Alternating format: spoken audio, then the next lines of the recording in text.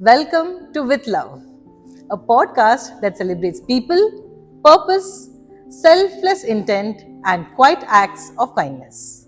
This year, as With Love NGO completes 10 years of Seva, we wanted to pause and say thank you, not with applause, but with stories. आज हमारी बात हो रही है एक ऐसे व्यक्ति से जिनकी कहानी हमें याद दिलाती है कि सेवा क्यों महत्वपूर्ण है और कैसे विश्वास, सहयोग और गरिमा किसी के जीवन में किसी की जीवन की दिशा बदल सकती है। तो आज हमारे साथ है नेहा कुमारी। हाय नेहा। हेलो। कैसे हो आप? मैं अच्छी हूँ, बिल्कुल। ओके। सो नेहा ने 9 साल जो हमारा स्वच्छ संस्था है उसके साथ 9 साल उन्होंने एज अ वार्ड कोऑर्डिनेटर काम किया है। तो आइए आज नेहा से जानते हैं कि उनका जर्नी कैसा था और कैसे वो विद लव से जुड़े हैं और वो हमसे क्या शेयर करना चाहते हैं। तो नेहा, आप स्वच्छ में कभी से ज्वाइन हुए थे और कितने साल थे वहाँ पे? मैं स्वच्छ में 2017 में ज्वाइन हुई थी। उससे पहले मैं बिहार में रहती थी और उस समय भी मैं सेवा का ही काम करती थी। फिर उसके बाद जब इंटरव्यू में मैं बैठी तो वहाँ पे पैनल में बैठी थी, मंगला पगारे थे, हर्षद थे। तो उन्होंने जैसे ही मुझे पूछा कि आप काम कर सकते हो क्या यहाँ, आई वॉज शॉक्ड कि उन्होंने मेरा सिलेक्शन कर लिया क्या। Very good. तो बोला आपके इतने अच्छे सीवी में सारे ऑर्गेनाइजेशन के काम किए हुए हैं, क्योंकि मैंने पहले Bill and Melinda Gates Foundation के साथ काम किया था, पैकार्ड के साथ काम किया था, मैं वुमेन्स एम्पावरमेंट पे तो काम मतलब करती शुरू थी। से ही आपने सेवा ये आपने पहले से डिसाइड कर लिया मेरा था कि आपको उसी स्ट्रीम में जी, आगे जाना है। जी। तो जब स्वच्छ में आपका जो रोल दिया था तो उस रोल में आप कैसे कंट्रीब्यूट कर पाए सेवा के लिए? एक्चुअली मेरा रोल जो था वो वार्ड कोऑर्डिनेटर का रोल था और उन्होंने उसी समय बोला कि हम जो काम कर रहे हैं वो आसान काम नहीं है। ये आपको जो हमारे वेस्ट पिकर है, जो कचरा बेचक है, उनके लिए काम करना है और आपको उस कचरा डिपो में जाना है। उससे पहले मैंने कभी कचरा डिपो या कचरे का सिस्टम देखा ही नहीं था। और हमारा जो काम है स्वच्छ का, वो उस मेंबर का लाइवलीहुड बढ़ाना है, उनका जो लाइफ स्टाइल है उसको हमको बदलना है और लोगों की मानसिकता बदलनी है कि जो कचरे में काम करने वाले लोग हैं वो कचरा नहीं है। Exactly. वो कचरा साफ करने वाले लोग हैं। तो ये Absolutely. दिमाग अपने कचरे से साफ करना है, सबके दिमाग को। तो और दूसरा चीज़ था कि मुझे मराठी नहीं आती थी, तो उनके लिए चैलेंज था कि वो मुझे किस एरिया में इम्प्लीमेंट करें कि मैं वहाँ पे लोगों को अंडरस्टैंड कर सकूं। तो उन्होंने मुझे ये डोले पाटिल एरिया दिया था, कोरेगांव पार्क का एरिया पूरा। तो ये मैं संभाली, 9 साल मुझे इसी एरिया में रखा और 9 सालों तक उन्होंने मेरा कोई ट्रांसफ़र नहीं किया, क्योंकि हमारी ऑर्गेनाइजेशन के हिसाब से या पीएमसी के हिसाब से मैं सबसे परफेक्ट थी और कभी कोई क्वेरी ही नहीं आई। तो आपका ये जो जर्नी था कि उसमें फिर जब आप विद लव के साथ जुड़े, जब हमारे एनजीओ के साथ जुड़े, तो फिर आपका एक्सपीरियंस कैसा था और कैसे आपको उस एक्सपीरियंस ने हेल्प किया या फिर कैसे सहयोग दे पाया विद लव आपको इस जर्नी में? यस, आई थिंक कि 2022 और 23 से हम साथ में काम कर रहे हैं आपके साथ। तो लोगों के साथ हम जितना जुड़ेंगे, हमारे लोगों को उतना मेहनत कर रहे हैं, उनको उनका प्रॉफिट मिलेगा, उनको हर जगह कहाँ कर रहे हैं। तो उस समय से हमारा रिलेशनशिप शुरू हुआ विद लव के साथ।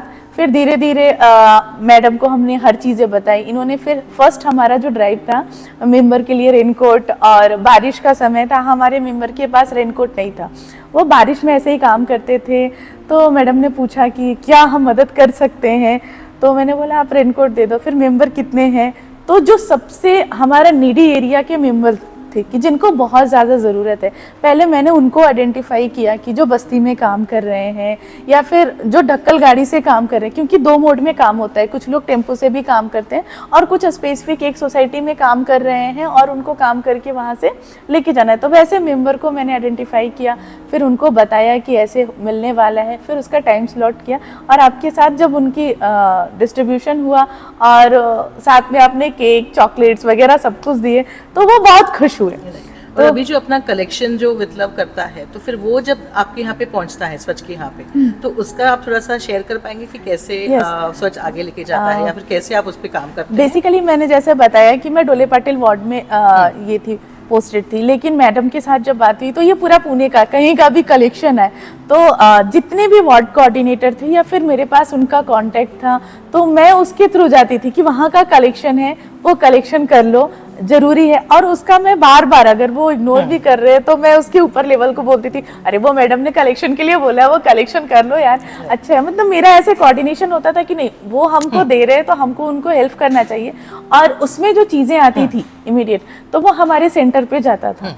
सेंटर पे भेजने के बाद, क्योंकि अगर थोड़ा सामान है तो हम कोशिश करते थे कि जो नियरेस्ट सॉर्टिंग शेड है हमारा, या फिर हमारा वो पिंजरा बोलते हैं, ग्रीन कलर का जो डब्बा होता था, उसमें हम थोड़ा जमा करते थे। या फिर वार्ड ऑफिस हमारा डोले पाटिल था, वहाँ पे एक छोटा सा रूम मैंने लड़के लिया था बीएमसी से तो वहाँ बैठते थे, कभी लंच वगैरह किया तो वो जगह पे हम रखते थे। और उसके बाद फिर हम सेंटर पे, जब हमारा ड्राइव होता था, वो मंथली ड्राइव, वीकली ड्राइव ऐसे रहता था, साथ में हम करके वो भेज देते थे।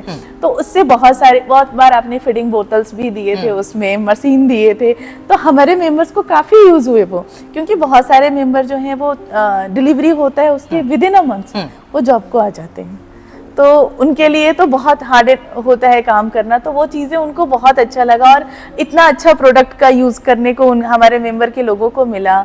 और उनके बच्चे जाके वहाँ से, जिनको नीडी लोग हैं, वो हमारा जो सेंटर है स्वच्छ का, नीडी लोग हैं जो हमारे 8000 कचरा बेचक बोलते हैं, उनमें से वो लोग जाके खुद लेके टीम है वो 8000 लोगों का है, या बता रहे मेंबर्स। तो जो भी कलेक्शन होता है वो सेग्रीगेट करके ये जो लोग हैं यहाँ इन तक उसमें जो नीडी है वहां तक पहुंचता है। नीडी है वो खुद आते हैं, मतलब प्यासा पानी तक नहीं जाता है, पानी आप बस वहाँ पानी दे रहे हैं, लेकिन जो प्यासे लोग हैं वो वहां जा रहे हैं और खुद ले रहे हैं। क्योंकि अगर आप किसी को प्यास लगी और अगर आप नदी दे दे रहे हो तो वो 1-2 घोट पिएगा, बाकी वो बर्बादी कर देगा पानी, वो नहा भी लेगा या फिर उसके लिए लास्ट क्या एंड होगा कि वो कचरे में चला जाएगा।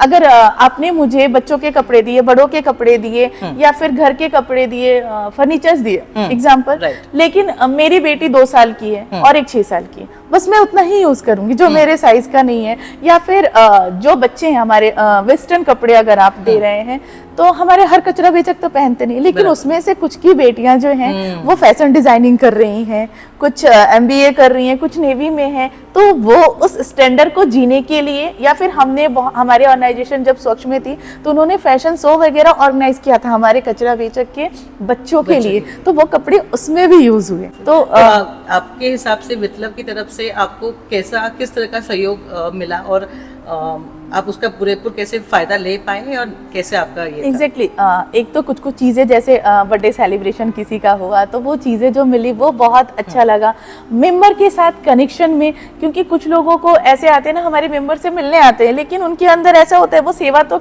दिखाते हैं बट वो जो होता है ना, अंदर से सेवा नहीं होती है, वो अंदर से होता है ना, वो बस ऐसे शो ऑफ होता है, 4 कैमरे लेके आएंगे, हाँ हम एक कंबल दे रहे हैं, वो दे रहे हैं। बट विप्लव के साथ जुड़ने के बाद मुझे एक चीज फील हुआ कि हाँ, फोटोज वगैरह नहीं निकालते उतना, और नहीं वो दोनों तरफ से हाथ जोड़ते थे, तो उनको भी अच्छा लगता है कि सामने वाला बंदा मुझे कितना रिस्पेक्ट दे रहा है। तो वो रिस्पेक्ट जो हमारे मेंबर को मिला वो बहुत बड़ा चीज था। तो क्या आप ये जो लोग हमें मदद कर रहे हैं उनको आप कुछ कहना चाहेंगे? जो लोग मदद कर रहे हैं, मैं उनसे बहुत बहुत धन्यवाद आपका कि जो हमारे लोगों के बारे में सोचते हैं। आप जो मदद कर रहे हैं वो सिर्फ हमारे मेंबर, या फिर अभी मैं जिन बच्चों के साथ काम कर रही हूँ, सिर्फ बच्चों तक ही नहीं जा रहा है, वो आपके बच्चे भी वो सीख रहे हैं, उनका भी फ्यूचर ये हो रहा है कि नहीं, हमें चीजों को कचरे में नहीं डालना चाहिए। रिस्पेक्ट आप जनरेट कर रहे हैं लोगों को, रीयूज का, रिसाइकलिंग का, और साथ साथ बच्चों में जो होता है ना कि रिस्पेक्ट देना लोगों को, कि हर चीज का रिस्पेक्ट होना चाहिए। आपके लिए वो बहुत पुराना है, आप उसको ऐसे यार पुराना हो गया कचरे में फेंक देते हैं, कचरे में नहीं फेंक रहे, उसको भी आप संभाल रहे हैं, आप अपने घर के कोने में उसको एक जगह दे रहे हैं। तो ये रिस्पेक्ट हुआ कि आप किसी के लिए वो रिस्पेक्टफुली दे रहे हैं, ना कि वो कचरे में दे रहे हैं। तो ये बहुत अच्छा है। तो नेहा, आप मुझे अभी ये बताएंगे कि कैसे अभी आप स्वच्छ के साथ नहीं काम कर रही हैं, और आपने अभी जो शुरू किया है फाउंडेशन, तो उसके बारे में थोड़ा सा शेयर करेंगे? एक्चुअली मैं स्वच्छ के साथ काम नहीं कर रही हूँ, लेकिन वो मेंबर के साथ कनेक्शन तो हमेशा रहता है, कहीं भी कोई मिले। और मेरे लिए वो प्राउड का ये होता है कि हमें सैलरी बेस्ड काम कर रहे हैं, लेकिन सैलरी सेकेंडरी चीज है, वो जो रिस्पेक्ट मिलता है ना वो लाइफ टाइम तक, और जो ब्लेसेस मिलते हैं मुझे, शायद मेरी जिंदगी का वो सबसे बड़ा इनकम है। बहुत। लेकिन हाँ, अगर अभी भी आप मेरे को उनके लिए पूछते हैं कि अच्छा उनको कुछ जरूरत है, तो आई नो कि हाँ उनको किस चीज़ की ज़रूरत है। और मेंबर से मेरा अभी भी है कनेक्शन, Connection तो कहीं चालू भी है। मिलेंगे। Yes. तो आप अभी भी मदद करते हैं उनके लिए, मैं कोऑर्डिनेट करती हूँ, तो मुझे अच्छा लगता है। Right. बहुत अच्छा फील होता है कि चलो उनके लिए मैं अभी भी कुछ कर रही हूँ। ब्लू मून फाउंडेशन में मुझे ज्वाइन किए हुए अभी 4 मंथ्स ऑन गोइंग है। ब्लू मून उसी के कारण मेरा लिंक्डइन के थ्रू गई, मैं सर के साथ बात हुई, उन्होंने अपना कंसेप्ट बताया कि हम किन बच्चों के लिए काम कर रहे हैं, क्या कर रहे हैं, और उनके लिए फंड राइज करना है हमको, उनको कैसे हम मदद कर सकते हैं। जैसे कि जो अनाथ बच्चे हैं हमारे, या फिर जो पेरेंट्स भी हैं उनके, तो मेरा थोड़ा कोरिलेशन बना, क्योंकि जब मैं स्वच्छ में थी तो कुछ ऐसे मेंबर थे कि जो काम करती थी लेकिन बच्चों को लेके आते थे काम पर, और हम उनको बोलते थे नहीं लेके आना है, तो वैसे बच्चों को भी उस स्कूल में रखा जाता है। तो मुझे बड़ा अच्छा फील हुआ कि अरे मैं इससे कनेक्शन करके उन बच्चों को भी यहाँ ला सकती हूँ, यहाँ रख सकती हूँ।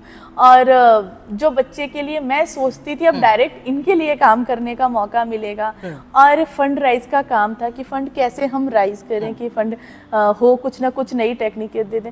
तो मैंने सर को साहब बोला कि मैं तो ज़्यादा टाइम नहीं दे सकती हूँ कि मैं होल डे 8 घंटे की ड्यूटी करूँ, कुछ भी करूँ, हाँ, लेकिन फंड राइज का मुझे नहीं है, लेकिन बच्चों को कैसे मदद मिलेगी मुझे उसका एक्सपीरियंस तो है, मैंने स्वच्छ में काम किया है। तो आई थिंक कि पहला कॉल मैंने आपको किया था कि मैंने ऐसा ऑर्गेनाइजेशन ज्वाइन किया है, आपको मदद करिए इसमें कुछ भी। तो स्कूल में जा करके दूसरा था इसके अंदर में हमें स्कूल में काम करना है कि स्कूल में बच्चों को भी फंड राइज का काम सिखाना है, क्योंकि आजकल क्या होता है कि बच्चे जो है वो अपने पेरेंट्स से भी नहीं मांगते, इतना उनके अंदर ये ईगो है, क्यों नहीं लाए मेरे लिए वो चीज़, मैंने आपको पहले बोला था। लेकिन हमारा मोटो ये नहीं है कि अगर उनके पेरेंट्स करोड़पति हैं तो 1 करोड़ रुपए वही हमें दे दें राइज करके। एटलीस्ट बच्चे 10 लोगों से 15 लोगों से जाके बात करें, और उनको ये 4 बार अगर एक ही चीज़ को बोलेंगे कि हम जो बच्चों के लिए ये लोग काम कर रहे हैं, वो अनाथ बच्चे हैं या फिर वो बच्चे जो कैंसर से पीड़ित हैं, उनका ट्रीटमेंट चल रहा है, उनके हार्ट में होल है, तो वो इमोशन जो है वो उस बच्चे के अंदर में भी आएगा। एब्सोल्युटली, वेरी तो नाइस। वो आना जरूरी है, इसलिए हम इस स्कूल में भी हम जाना चाह रहे हैं। साथ साथ हमारा उस स्कूल में इस प्रोग्राम के साथ साथ मैंने सर को बताया कि इंट्रोड्यूस करिए रिसाइकलिंग रीयूज का, वेस्ट मैनेजमेंट भी हर बच्चे को आना चाहिए। तो क्योंकि अगर वो घर से जो चीज़ों को लेके आएंगे, वो एक चार्जर ही भले हो, एक वायर ही भले हो, इलेक्ट्रॉनिक वेस्ट, हाँ, इलेक्ट्रॉनिक वेस्ट, उनको ये पता चलेगा कि इलेक्ट्रॉनिक वेस्ट नहीं है, ये हजार्ड वेस्ट भी है और ये रियूजेबल भी है और रिसाइक्लेबल भी है। सो बहुत सारा चीज है उस चीज के पीछे कि बच्चे ने एक चीज लाया लेकिन उसको नॉलेज मिला 5 से 6 चीजों का, और ये लाइफ टाइम उसके अंदर वो चीजें रहेगा। तो वो प्रोग्राम हमें स्कूल में इम्प्लीमेंट करना है। फिर धीरे धीरे है कि चलो अगर बच्चों के साथ हैं तो हम साइबर सेफ्टी पे भी काम करेंगे, क्योंकि बच्चे अगर वो चीज़ ला के दे तो दे रहे हैं, लेकिन वो हम जिस चीज़ को दे रहे हैं उसमें साइबर सेफ्टी है कि नहीं, आपने फॉर्मेट किया कि नहीं किया उसको, या फिर अगर वो गेम्स खेल रहे हैं तो गेम्स के में किसी लिंक को गलती से भी उन्होंने अगर क्लिक कर दिया, तो कभी कभी ऐसा होता है कि बच्चों को इंटरेस्टिंग लगेगा वो लिंक देख करके, फिर माँ बाप से छुपके या किसी से भी छुपके वो लिंक के थ्रू बहुत सारी चीजें हो सकती हैं। तो वो चीजें हमें बच्चों के अंदर डालनी है। तो ब्लूम वन फाउंडेशन में आप बेसिकली ऑर्फनेजेस बोलो या फिर साइबर सेफ्टी का बोलो या फिर ई वेस्ट रिसाइकलिंग, ये ऐसे टॉपिक्स आप कवर कर रहे हैं हम, और एनवायरनमेंट पे भी काम कर रहे हैं। हाँ। नाइस। तो अभी आप कुछ शेयर करना चाहेंगे या बताना चाहेंगे कि this is what each one can help Bloom one foundation by doing this, ऐसे आप कुछ बताना चाहेंगे कि इस तरह से आप मदद कर सकते हैं ब्लूम वन फाउंडेशन को? ब्लूम वन फाउंडेशन को जैसे जो मैंने अभी बोला कि सोसाइटीज़, मतलब जितने लोग हैं कहीं ना कहीं एक सोसाइटी में रहते हैं। जैसे पहले, बहुत पहले में अगर हम जाएंगे तो एक गांव होता था, एक कॉलोनी होता था, सिंगल कॉलोनी अगर गए तो 200 हाउस होल्ड का वो है, बट स्टिल अभी अगर हम एक सोसाइटी में गए तो 800 टाउनशिप है। तो इतने सारे लोग में से अगर 40% लोगों ने भी मदद किया तो यू थिंक कि कितने कपड़े हो जाएंगे।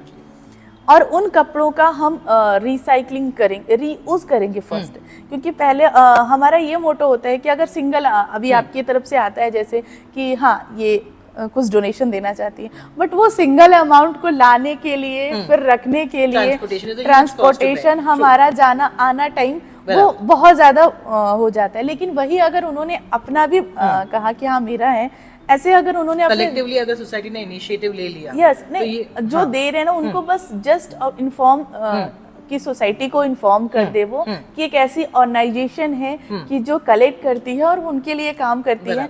तो वहाँ हम एक वीक का या फिर वो जितने दिन का चाहे एक ड्राइव हम या फिर एक कॉर्नर वो जनरेट कर ले कि यहाँ पे हम रिसाइकलिंग और रीयूजेबल चीजें रखेंगे ताकि वो कचरे में ना जाए और किसी को मदद पहुंचे। तो फिर हम वहाँ से कलेक्शन इजी से करा सकते हैं या फिर वहाँ के प्रेमिसेस में अगर 5 से 6 सोसाइटियाँ हैं तो कलेक्शन में हमारा ट्रांसपोर्टेशन बचेगा, हमारा टाइम बचेगा और जो जब हम सेग्रीगेशन वहाँ से करेंगे तो फर्स्ट फेज का सेग्रीगेशन भी हमको आ जाएगा। Beautiful.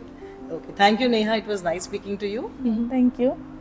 As we come to the end of this conversation, we are reminded that change doesn't happen alone. It happens when people choose compassion over convenience and love over indifference. Thank you for being part of With Love community, for listening, for caring, and for believing that Seva, when done with dignity, can truly change lives. This was one voice from our journey of 10 years.